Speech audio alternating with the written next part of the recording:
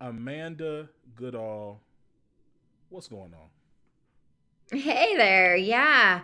It's been a wild year, right? Listen, let me tell you, we were talking a little bit off mic.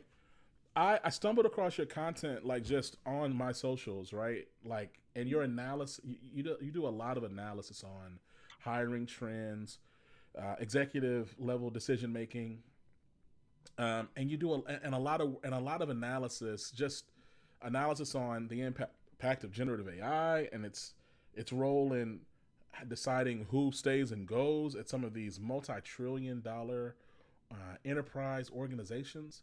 I mean, we're gonna get to all of that, but I think I just want to start with like why this space and work for you. Like, what was it that had you say, "Look, I want to really analyze these decisions, workforce trends, employee experience, like why this work?"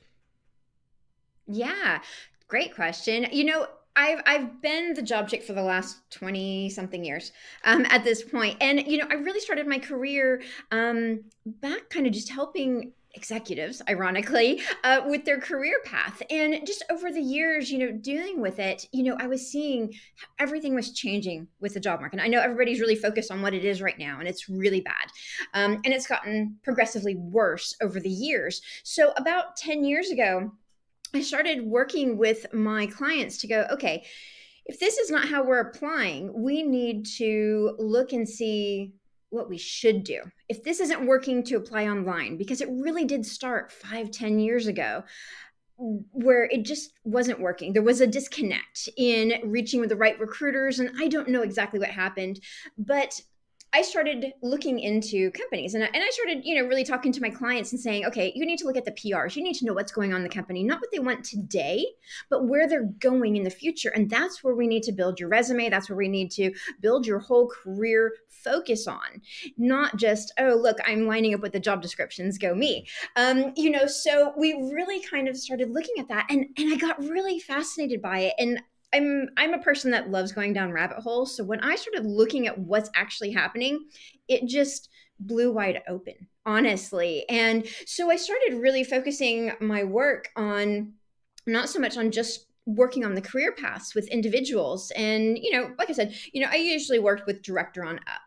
That was pretty much my focus. And you know, I changed into, let's do an analysis to go, okay, don't apply to this company if you know they're going to have layoffs.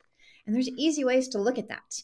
And it, it's surprising to me that today people still aren't really looking at it. They're just looking at surface PRs on CNBC and things like that. Mm-hmm. But that's kind of how I really fell into doing what I do. And then I started building different financial modelings and things like that to start aiming out on projections for layoffs. And, got a lot of legal teams interested in what I'm doing and investors interested in what I'm doing, because I'm being able to call a layoff about 3 to 6 months out.